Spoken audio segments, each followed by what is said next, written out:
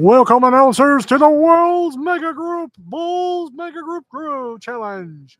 And welcome to the channel today. As you can see, this makes me feel like I'm a ring announcer, but so long as it gets the right sound, everyone, and y'all can hear me, that's all that matters. I understand it's in the way for Billy, but I'll work on that later. So what's going on today? Well, had a couple printing projects going. Have some farewell gifts for some folks that are leaving my office, and so trying to work very quickly on getting those done. I will go down there in a moment and rearrange the camera so it's pointing to where it needs to be. But you just take a quick second to look. I'll be right back.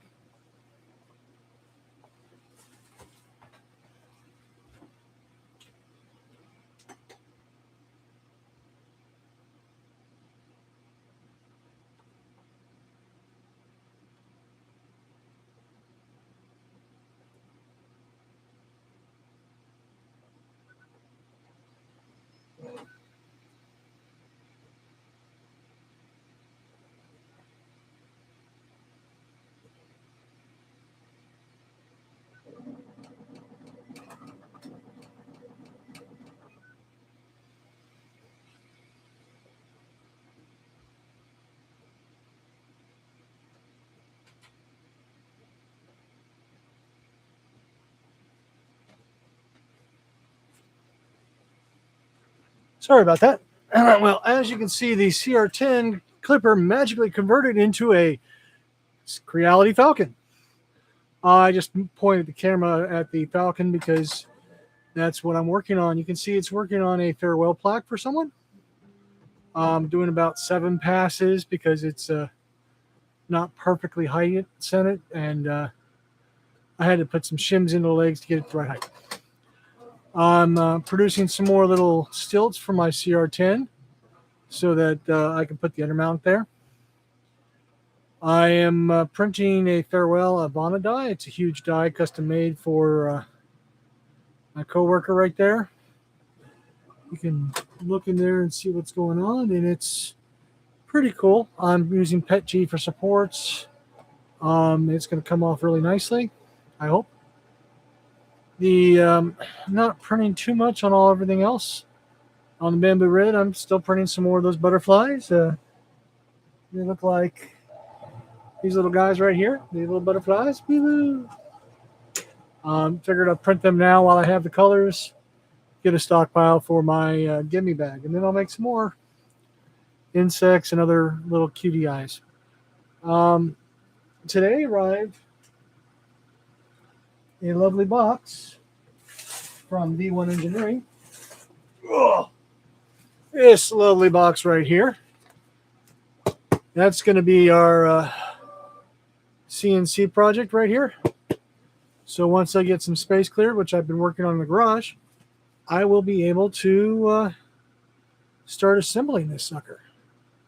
Picked up a 4x8 table. It's actually like an inch thick of MDF. So that's going to be pretty dang on flat. I'm going to be building some storage tote bin pull-out storage underneath the table as my table support. So once I get that done, table goes on top, and then I can assemble the CNC. I'm trying to figure out how I'm going to get the video recording of me building the storage units, but I think it'll be entertaining for everybody. So a little bit of woodworking, a little bit of 3D printing, a little bit of CNC. Ooh la la. Also, which I'm going to take the camera and move it, over here in the back, I don't know if you can see, I'm pointing to it. You can see right there is my lovely Viking Designer embroiderer. I will be working on that to basically get some baby blankets done for some folks that have requested them, some tablecloths done. So we've got woodworking, we've got embroidery, we've got engraving, we've got 3D printing. We've got it all going on. It's kind of fun. Also, I'm doing some household work. I did kitchen construction because the dog peed and I had to pull the floor. All kinds of fun stuff. Not all my 3D printers are going right now because I need to clean the plates and figure out and put an order together what I'm going to do. Probably working on some more storage organizations and multi-printing boards to have everything up and about. So let me show you software I'm using for the engraver. Software is called Falcon Designs. You can see there's a plaque we're working on from Mr. Jackson Perry, great gentleman. We have some plaques here.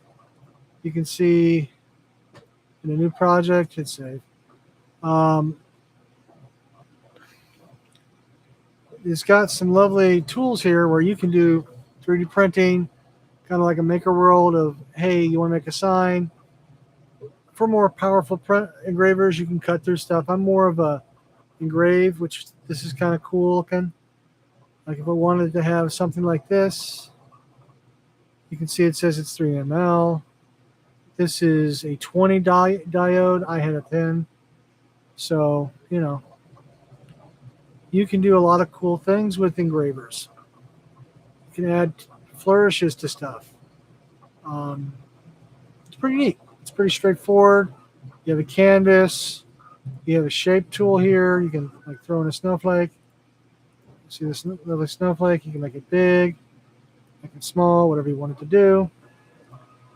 You can put an icon. You can measure it. You can insert some clip art that's available. So you wanted to add something like, oh, I don't know. You can add the heart. There's all kinds of things you can fiddle around with and get yourself into the mood, get some ideas going, put some stuff together. You got to have a login, and it prints. It processes it. You got selections of all the way up to 15 mml, acrylic. You can do stone, which I don't really think I'm going to do. Leather, which is really kind of cool because I'm a leather worker as well.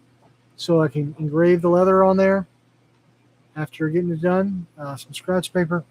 Then you just set it up and you frame it and cut it. Now this needs to be directly cut up to the CNC device for it to work. Oh, you see timers in the background. But no bother. Now you'll see here I'm using Fusion 360. I made this STL from a clip art where I had a clip art, which is what I will show you in a second. So this was the clip art that I inserted as an FCF, which you're able to do here. Which I'm going to do a new design, new drawing, create new. Baseball. Yeah. All right. So this is versions of baseball. Close that. Okay, so what you do here, Fusion 360, don't just click the picture. Insert SVG. Insert from your computer. I had a file already made. Now, I like to do it from the top, so I know where I'm doing. Now, you can see here, it's now there. You now have this lovely structure here. I tilted it for a reason. You want to extrude a solid. So this is the little extrude command. So let's extrude that 5. And now I notice it turned off the sketch. So you got to turn the sketch back on. Now, we know what we want. But, do we? So we want that 5. We want to extrude that 5. Hit the button typed in 5. So it's trying to figure out what you want me to do. Highlight it so it's highlighted. Extrude it. Okay, now I have a shape that I can then shrink or make bigger or 3D print as an imprint. And that's what I did. I actually took this one and inserted it to my die because it's 5 millimeters tall. And then I inserted it in the die as a cut piece, which you guys can see here. So there she goes. There it is right there. You can see that this comes in as two pieces. It's not a whole piece for some reason. I don't know why. Came in as two pieces. You can see what I did is I inserted it and buried it in there. And you can see that this is a negative part or hole, so that it cuts that shape out for my 3D print. Which means that I have a nice little doohickey for my die, so it's going to be customized for the person that likes baseball. You can do this with any shape, anything you're doing. It's just you can do. You can look here at a primitive, and they have a lot of cylinders, cone shapes, SVGs. You can add stuff. There are a lot of cool tools out there that'll help you put dies together, shapes, common structures, just to reuse them.